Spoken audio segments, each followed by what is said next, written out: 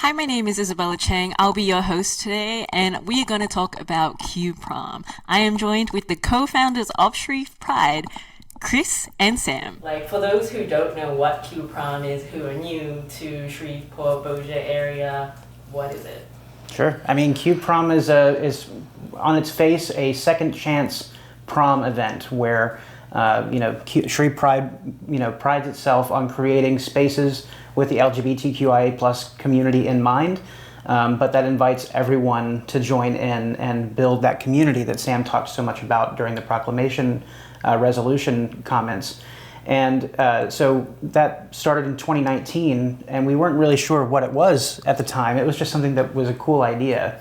We thought we were going to do it one time. We were like, this will be fun. Let's just put on this one-time event to give people the opportunity to attend prom as their authentic selves, whether they be a part of the LGBTQ community or just an ally or our parents, whatever. Everyone wants the opportunity to do an event like that again. It's such an important part of a high school experience, and many people didn't get to go as their true authentic selves. Maybe they didn't get to dress the way they wanted to. Maybe they didn't get to go with the person that they wanted to. Or maybe they didn't get to go for some other reason, or they want to celebrate with who they're with now. And so having all the opportunity there that Q-Prom provides for all of those multitude of reasons is something that people have really latched onto and why it's become so popular. And can you talk about this year's theme? Sure. Yeah, so we kind of, you can't not be aware of what's going on in the country right now and the sentiment, just how our community's feeling right now. And so that's not something that you can just ignore. And we know that Pride is a celebration, but it's also, in and of itself, a statement. It started out as a fight to be allowed to exist peacefully and coexist peacefully in our communities. And so Q-Prom was the idea this year was kind of to hearken on those things and be able to create this vibe of celebration, but also, being very aware of the state that we're in right now and knowing that what people need more than anything is connection and community. And so we were just kind of thinking about, prom was always fun, but for most people when they talk about prom, they're like, oh yeah, I was there for a couple minutes and then I went to a friend's house or I went there. It was always the house parties after prom that hold a lot of our best memories and where a lot of those deeper and better connections were made. So we're kind of playing on that, and so it's called House Party this year, and it's just based on that idea that in those house parties after prom, you just needed the right people, the right vibes, the right music, and that was really all you needed to have a great time. And so that's kind of what we're, that's what drove us this year. Yeah, and what's really great about the theme is that we are still able to incorporate a lot of the things that Q-Prom has come to be known for. Performances, musicians. We have some really interesting new things that we're doing this year that maybe we'll talk about at some point a little bit, maybe a little teaser.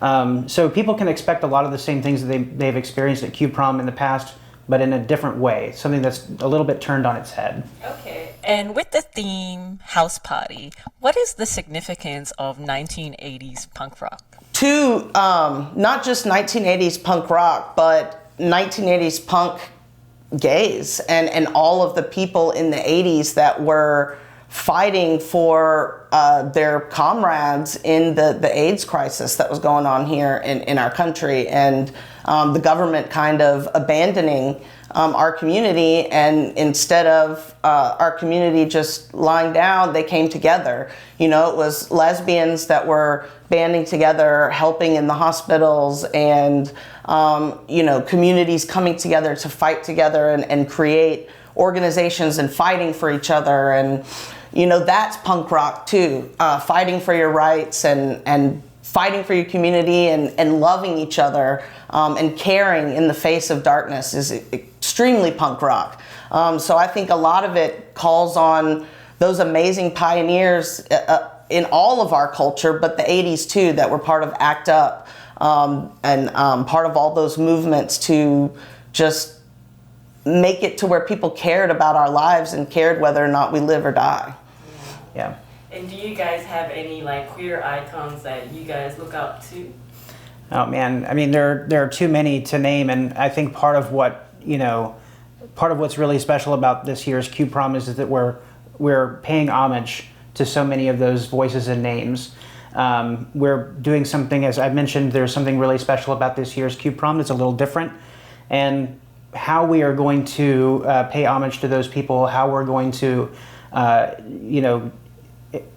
how we're able to immerse people, that's the word I'm looking for, immerse people into that history and that experience is something that we're doing something new this year in terms of that interactive element that Q-Prom is known for through its different events. Mm-hmm.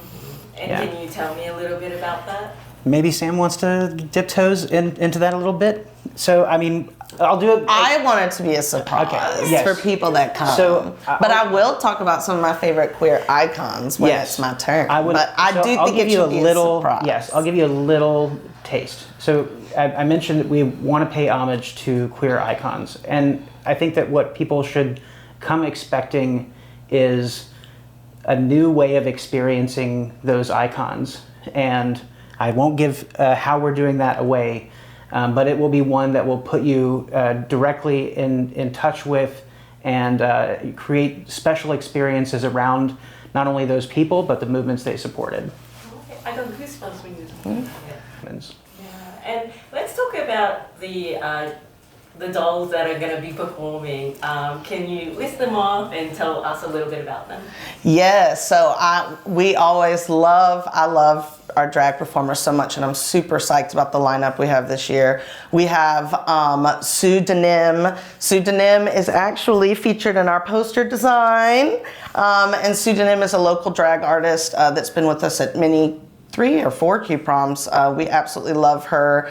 Duck is a travel nurse by trade and so does not get to perform much, but I always try to see if I can get him in town for Q-Prom, so Duck will be with us.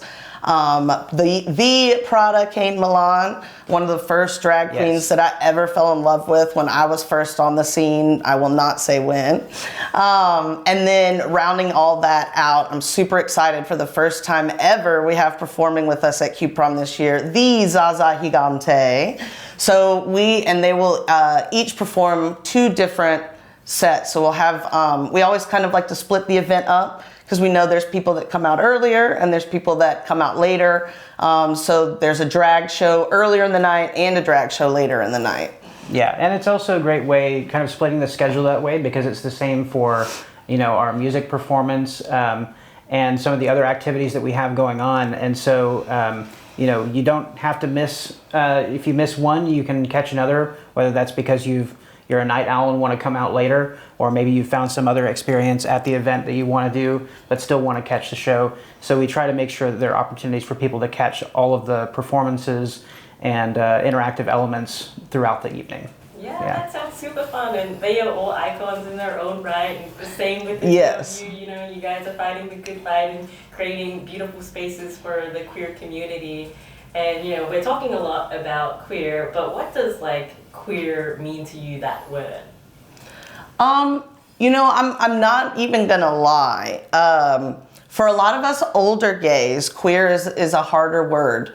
It was really hard for a lot of us to reconcile our pasts, and I still know a lot of people that don't like that word. So that's why we try not to specifically use queer in our branding and stuff like that, because we do know that the word comes with a lot of hate and pain and trauma for a lot of people. Yeah, it's been used as a derogatory term. For those who don't know. For those who don't know, it was a derogatory term, and in the last, I would say 5 or 6 years, there's been this movement to take it back. And it took a long time for even me to get on board with it, just because of the pain I have experienced in my past with that word. But I will say that letting all of that trauma go, and just because, I had to be able to be okay with that word, because I'm trying to, for Shreve Pride, I'm trying to network in lots of different spaces and meet people where they're at and how they want to identify. And a lot of people are identifying as queer now, or genderqueer. And so it's about being able to respect everybody's experiences and what their boundaries are. But I will say that for me, being able to let go of that trauma and be okay with the word queer and kind of reclaiming it has been a really cathartic process for me, honestly. Now I look at the word now as a sense of belonging and a way to just kind of label our community without having to put a massive label on it. Because I think that's what a lot of people are moving towards now, is like, we don't necessarily have to have a label, we just want to be, and for it to be okay for us to be. So I think in respects, queer is good in that way, because it is all encompassing, and you don't have to say, well, I'm lesbian or pan or bi or this. You can just say I'm queer. I think that's it too, is, as people understand that gender is a spectrum, right? And sometimes we sort of put, chapter markers along that spectrum and they get labels, but it really is sort of meant to be this all-encompassing term that includes everyone. Not just the genders the way we understand them now, but that may be understood in the future too. Yeah, that's well said. And those are really all of the questions that I had about Q-Prom. Did you guys have anything else that you guys would like to mention about it? I don't think so. I feel like we had a great discussion. Look, come to Q-Prom. Yes. It's Saturday, the 21st June. It's going to be at 11 events. You can buy tickets online in advance for $30 at ShrevePride.com. It's going to be $40 at the door, so if you would like to save that $10, you totally can through the website. You can also apply for a scholarship through the website if that's something that you would need to take advantage of. And then I think that one of the things that I love about ShrevePride's social media presence is that we're constantly promoting other events in town.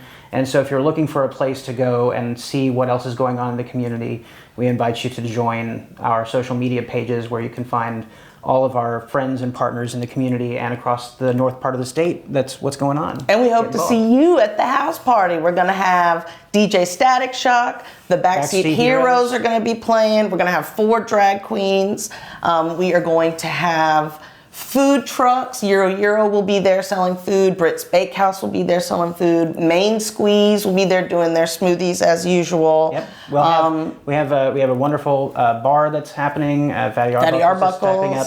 It's going to be both alcoholic and non-alcoholic. We have a variety of non-alcoholic drink options that are more than water and Coke, so you'll want to come and check those out as well. And as always, we'll have free water for our attendees. Yep.